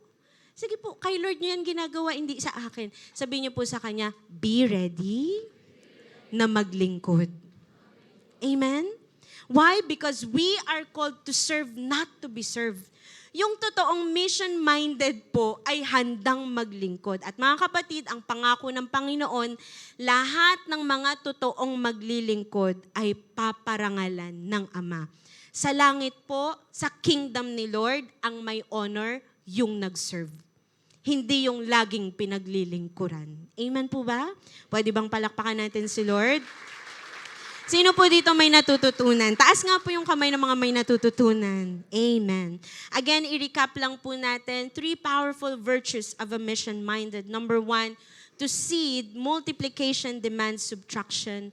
Number 2, to live again demands a loss. And number 3, to follow, honor demands humility. And makinig po sa akin maigi, dito po ako magtatapos. Mga kapatid, there is no mission accomplished without dying to self. Kung hindi ka mamamatay sa iyong sarili, hindi mo rin mafulfill ang iyong mission. Kahit napakarami pa ng sinulat mo sa planner mo, yung mga planner din natin, mga ano yan eh, mga seed din yan eh. Tama ba? Mga potential na hindi matuloy-tuloy. Sino dito marami ng sinayang na planner? January lang nagsusulat. Tapos the rest, yung ipapakulay mo na lang sa anak mo. Tama ba? Potential lang siya. Hindi siya na-accomplish. Bakit? Kasi hanggat hindi natin natututunang mamatay sa ating sarili, we will not accomplish our mission. When Jesus says, very truly I tell you, unless a kernel of wheat falls to the ground and dies, ang ibig sabihin po, He's talking about Himself. Yung kanyang sarili na mamamatay. Nung ang Panginoong Hesus po ay namatay, i-give up niya po yung singularity. Yung pagiging, yung singularity, ibig sabihin yung pagiging nag-iisang kernel of wheat, i-give up niya po yun just so marami ang maligtas. Are you getting the point? Andiyan pa po ba kayo? Kaya sabi niya, those who keep their own life for themselves, yung mga laging ako lang, sakin lang, para sakin lang to, they will lose it. They will lose it. Kaya pansinin mo, the more you isolate yourself, the more you lose yourself. Akala natin, di ba, kapag ina-isolate natin yung sarili natin, care siya for mental health. Pero no. Hindi sa lahat ng oras at hindi lagi. Tama ba? Dahil ang mga hindi i-give up yung kanilang singularity, mananatili silang mag-isa. At walang maipapasang buhay sa iba. Hindi magkaka-impact ang buhay nila. Buti na lang si Lord hindi selfish. He gave up His singularity by dying for us. Kaya ngayon, pwede nating matamo yung resurrection na meron ng Panginoong Jesus. Kaya sa kamatayan, sa kanyang kamatayan, maraming nabigyan ng buhay. Pati tayo po, bawat isa sa atin nakinabang.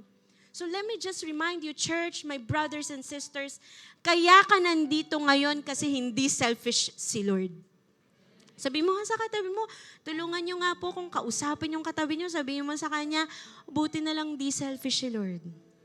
Kaya nandito ka ngayon. Amen? So, kung ang mission natin ay mission ni Christ, we should follow His virtue. And what is that? Death to self first before fruitfulness. Gusto nating dumami? Mamatay muna tayo sa ating sarili. Sabi ni Lord Light Church, gusto niyong dumami kayo? Mamatay muna kayo sa sarili niyo. Huwag kayong dadami hanggat di kayo namamatay sa sarili. Dadami lang ang katitisuran sa mundo. Mamatay muna sa sarili bago dumami. Death to self first before fruitfulness. At pag nagawa nyo ito, there is no limitation to what you can do in the name of Jesus. Sabi ng Mark 16:15-20, He said to them, "Go into all the world and preach the gospel to all creation. Whoever believes and is baptized will be saved, but whoever does not believe will be condemned. And these signs will accompany those who believe. In my name, they will drive out demons. They will speak in new tongues. They will pick up snakes and with their hands, and when they drink deadly poison, it will not hurt them at all. They will place their hands on sick people and they will get well." Alam niyo po, after nitong sabihin ng Panginoon, He was taken up into heaven and He sat at the right hand of God. Then His disciples went out and preached everywhere, and the Lord worked with them and confirmed His word by the signs that accompanied it. Alam niyo po mga kapatid, hindi lang tayo basta-basta magiging fruitful, magiging impactful pa tayo kung we will die to ourselves. Amen? That is why our title for this culmination topic is Mission Virtue, Dying to Self. Sabi mo sa katabi mo, die to yourself. Sa papanong practical natin to gagawin, die to self by living for Jesus alone as an application. Ang sarili po ang pinakamahirap kalaban sa misyon. Willing kang talunin lahat ng mga obvious na kalaban, pero pag sarili mo na, ang hirap talunin. Bakit? Kasi ang gusto mo sa sarili, i-please eh. Tama po ba? Laging opposite yung gusto ni Lord sa gusto ng sarili. Amen? Do you agree? Laging magkaiba yung gusto ng sarili sa gusto ni Lord. Dahil tayo po, we are wired to love pleasure directed by sin. And we are wired na mahalin ang complacency at comfort directed by apathy. Minsan, di ba, yung lagi tayong directed na mawalan ng pakialam sa ibang tao. Dahil gusto natin, yung sarili lang natin, yung pinapakailaman natin. Pero alam niyo po kapatid, we are not designed to do that. We are not designed to live like that dahil tayo ngayon ay nakay Kristo na. At pag nagpatuloy po tayo sa apathy, nagpatuloy tayo na sanay lang tayo maging komportable, nakakawala po ng apoy sa Diyos ang sobrang comfort at pleasure. Kaya mapapansin mo, dahil hindi ka na na-exercise sa misyon, wala nang pakialam sa iba, nagsisimula na rin mawalan ng pakialam sa tao. Lalo kang nawawalan ng apoy kay Lord. Next thing you know, kala mo pahinga ka lang, yung pala pahiga ka na sa backslide. Sabi mo, pahinga lang ako, yung pala pahiga ka na. Nag-backslide na, nadire-diretso na yung pahinga. Hello, andiyan pa po ba kayo? May kausap po ba ako? Hindi po pwedeng masanay tayo sa comfort. Amen. No one grows there. So, anong gagawin natin? Dying to self and living for Christ means, pagkalaban ni Lord ang gusto mo, pagkalaban ni Lord ang comfort, convenience, ambition, pleasure mo, humanda ka ng ipagpalit yun kahit magiging uncomfortable ka. Kahit may pain at may sacrifice. Stop fighting for yourself. Fight for the cause of Christ. And in practical sense, mga kapatid, pwedeng it also means, stop finding your place in this world. Pag ang isang tao po namatay na, yung death certificate is the end of his place in this world. Wala na siyang pangarap sa mundo. Yung ambition niya, hindi niya na mapufulfill. Wala na siyang property na i-acquire at i-claim. Kasi nag-expire na yung tao by his death certificate. Tama po ba? And this is what happened nung binigay mo na yung buhay mo kay Christ. We placed our lives in the Lord and traded our life here on earth. Nag-expire na yung pangarap mo sa mundo. Nag-expire na yung buhay mo sa mundo. Trinade mo na kay Lord at yung buhay na ni Kristo, yung buhay mo ngayon. It means daily you remind yourself, I have no place in this world anymore. Ang identity ko na lang ay si Kristo. Yes, mabubuhay pa rin akong mahusay na magulang, mahusay na anak, mahusay na trabahador, mahusay na businessman, mahusay na estudyante. Pero ginagawa ko to dahil sa identity ko kay Christ. Hindi dahil may ambition pa ako sa mundo. Are you getting the point? Ang buhay mo ngayon ay tungkol na sa pagpapagamit para kay Lord. To serve God and to serve people. Not about us, but for not about our benefits, but for the glory of our God. Amen po ba? Mga kapatid, it is about choosing Jesus in exchange of the world. Sino po dito dama niya kinakausap siya ng Panginoon? Pwede po bang imbitahan kayong pumikit? At habang ikaw ay nakapikit, can you evaluate your life right now? Sige po, maging totoo tayo ngayon sa ating sarili, sa harapan ng Diyos. Walang ibang nagmamasid sa'yo or nag-o-observe sa'yo kundi si Lord. At ang banal na spirito ngayon ay kinakalkal lang yung puso at tinitignan ang pinakamalalim na bahagi ng iyong pagkatao. And right now, can you assess yourself? Tignan po natin kung paano natin tinitimbang ang buhay natin. Kapatid, mas mabigat na ba sa'yo yung earthly life kesa sa spiritual life? Kapatid, binibigyan pa ba natin ng halaga ang eternal life natin? Or puro na lang tayo investment, attachment sa mga bagay dito sa mundo? Hindi ko sinasabing mali yan. Bigay yan ni Lord sa'yo para maging good steward ka. Pero ang tanong kapatid, para saan? Para lang ba sa sariling ambisyon?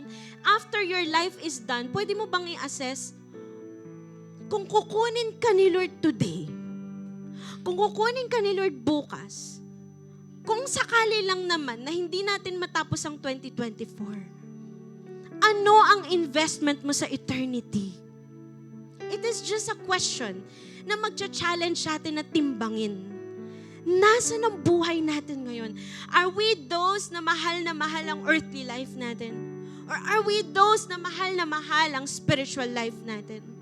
Hindi magkalaban ng spiritual life at earthly life, pero ano ang priority natin?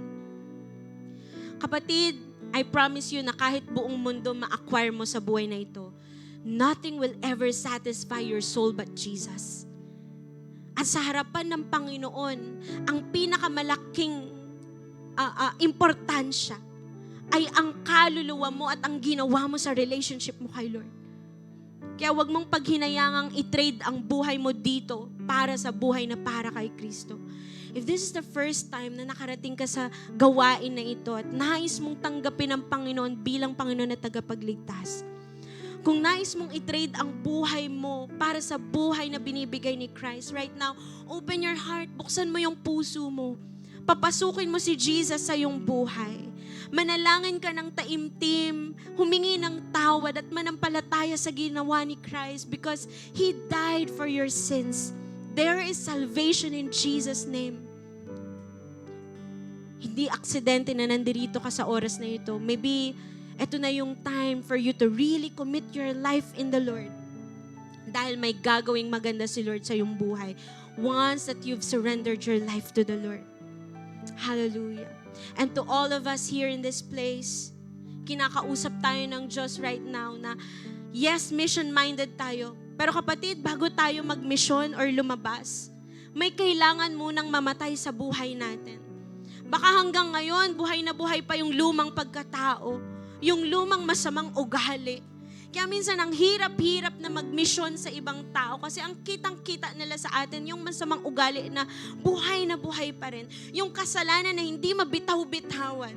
Yung katamaran na hindi tayo makamove. Yung paglilingkod ng sapilitan natin ginagawa na minsan inirereklamo pa rin natin. Maybe naging makasarili na tayo, naging lazy, or maybe naging complacent kasi komportable na lang tayo. We love our comfort. We love our convenience. Minsan namimili lang tayo ng pinagsaservan. Yung may benefit lang tayo. Pero kapag palabas yung ating yung gagawing paglilingkod, ayaw natin. Kapatid, baka may kailangan magbago sa mindset natin. Maybe meron sa atin sa mga oras na ito. Hanggang ngayon, kapit na kapit ka sa yung ambisyon sa mundong ito. Kaya hirap na hirap ka mag-yes kay Lord. Sometimes yung service natin or yung ministry natin, inaangkin natin na akin to Lord. And sometimes si Lord mismo, hindi niya magawang fruitful yung buhay mo kasi ayaw nating ipagamit kay Lord ng all out. Kapatid, sa mga oras na ito, meron tayong isusurrender kay Lord. Meron tayong ililibing spiritually, and right now in the Spirit, there is going to be a burial spiritually kung saan ililibing mo na yung mga bagay na alam mo, yan ang mga patuloy na naghihinder para maglingkod ka kay Lord at magpatuloy ka sa Kanya. May mga bagay na alam mo, worldly pa rin, or mga bagay na nais ng Panginoon, patayin na natin sa ating buhay. May mga bagay na buhay pa rin kahit sabi ni Lord, anak, tama na.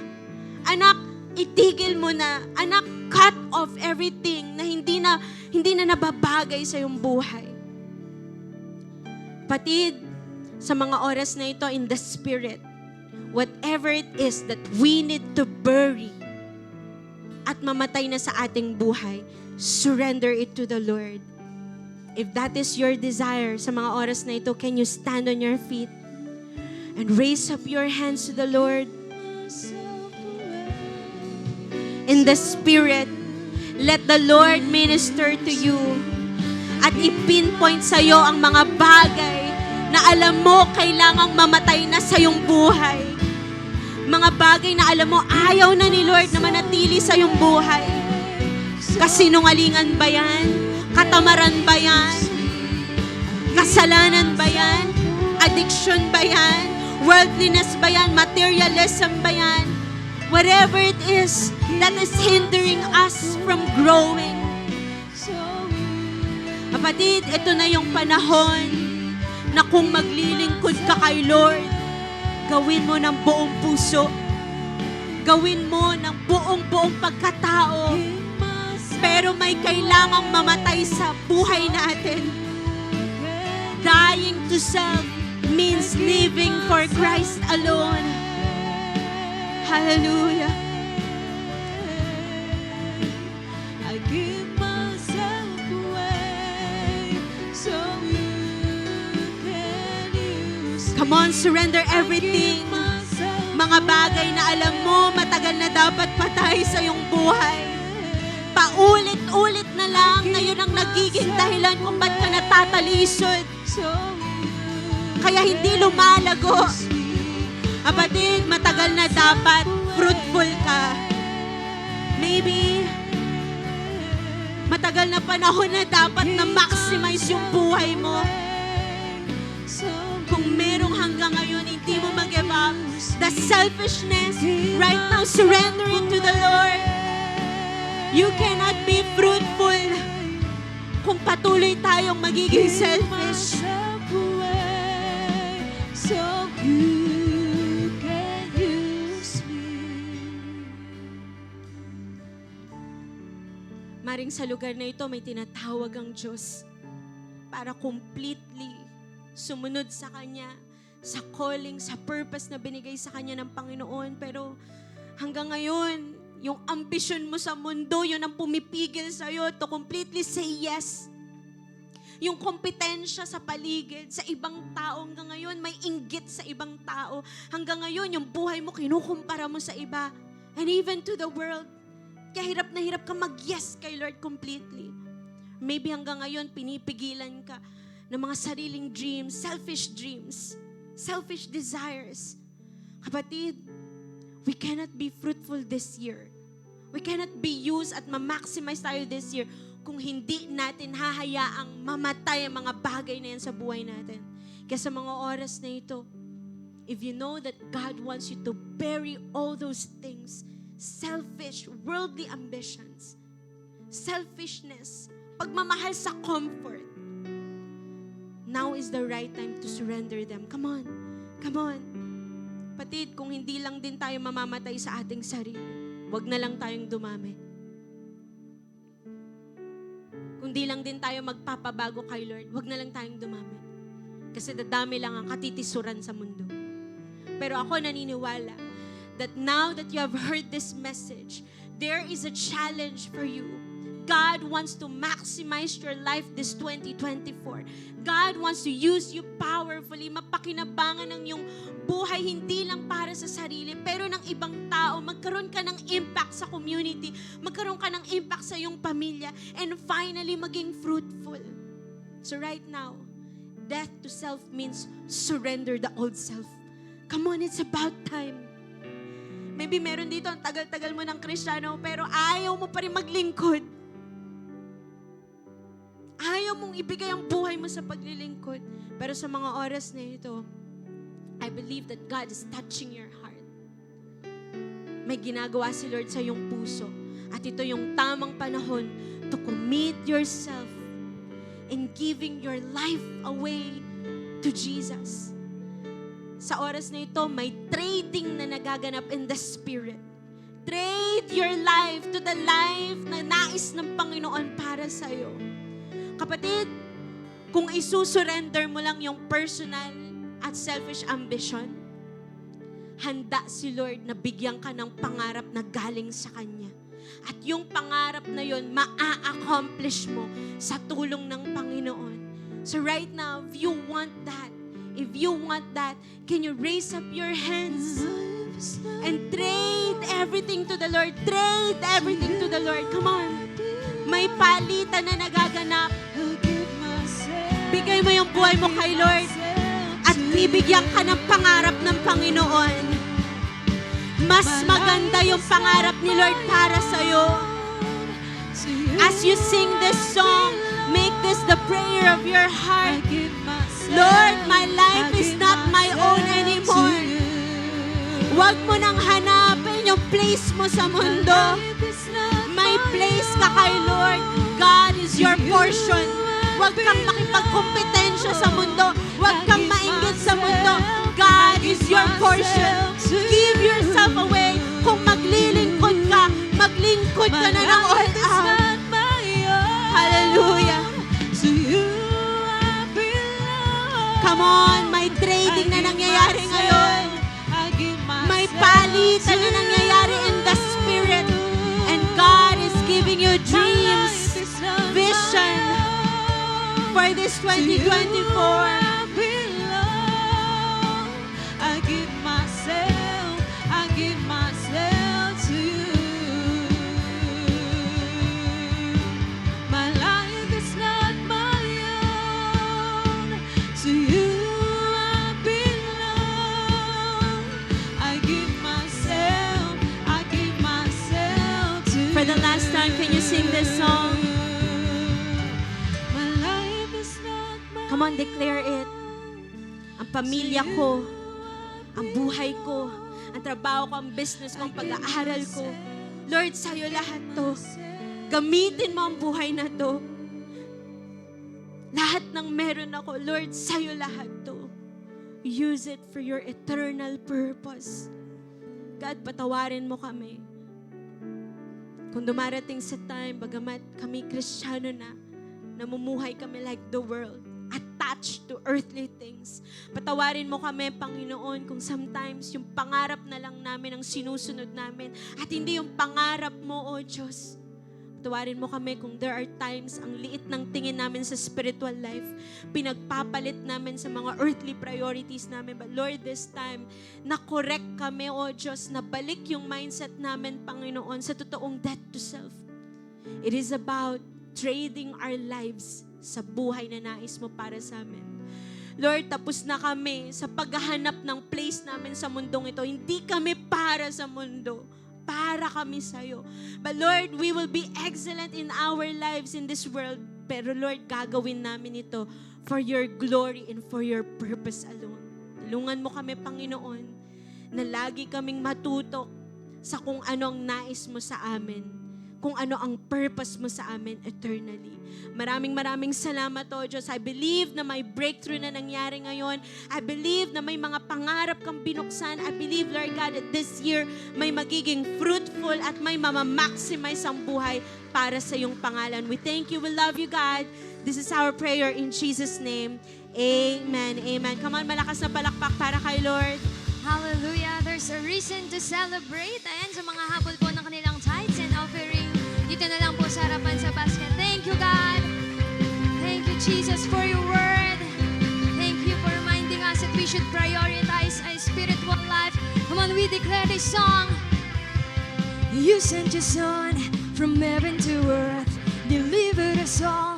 It's eternally heard. And I search for truth, and all I want is you. My God, I only ever give my all.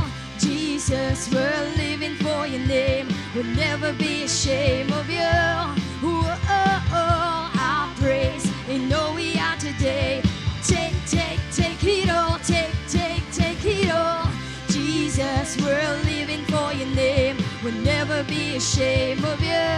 Oh, oh, oh, our praise in all we are today. Take it all. Take it all. Take it all. Amen. Sino po dito ang pinagpala ng Panginoon? Amen. Isang mahalagang paalala lang po na this coming week po, ang ating service, worship service, is going to be Saturday. Okay? Saturday services po tayo kasi nga po, may power interruption ng buong Olonga po ng Sunday. So baka kasi magulat kayo pagpunta nyo dito, walang tao, maisip nyo rapture na, baka umiyak po kayo. Saturday po ang service natin. Okay po ba yun? Sabi mo sa katabi mo, Saturday tayo. Alright. So sige po, pasalamatan natin si Lord. Hallelujah. Lord, we thank you sa ginawa niyo po sa amin sa araw na ito. Salamat din, O Diyos, sa buong linggo na naging mabuti ka sa amin, Panginoon. Thank you for your provision, protection niyo po sa amin, sa healing, sa favor mo, O Diyos. Salamat dahil sinasamahan mo kami even sa aming mga pagsubok na napagtatagumpayan namin sa tulong mo, O Diyos. Salamat po sa iyong salita sa araw na ito. Naniniwala kami, Panginoon, na niredirect mo kami sa mga virtues na dapat namin panghawakan nang sa gayon, Lord, magawa namin ang mission namin genuinely. Lord, maraming salamat po. Ingatan niyo pong bawat isa sa aming pag-uwi. Lord God, I pray for your protection. Let there be healing sa mga may karamdaman and provision, Lord God, sa mga may pangangailangan. Lord, help us this week na magkaroon kami ng impact sa buhay ng iba. Use us, Lord God, to invite people to the church and Lord, to share the good news to other people at i-bless niyo po ang aming mga pamilya. Salamat po, Panginoon. Receive the blessing of the Lord. The Lord bless you and keep you. May His face shine upon you. May He be gracious unto you. May He lift His countenance upon you and give you peace. Salamat po, Panginoon. We love you. We glorify your name, the name of the Father and of the Son and of the Holy Spirit. And everybody say, Amen. Amen. God bless you po. Magkamayan po tayo and see you on Saturday.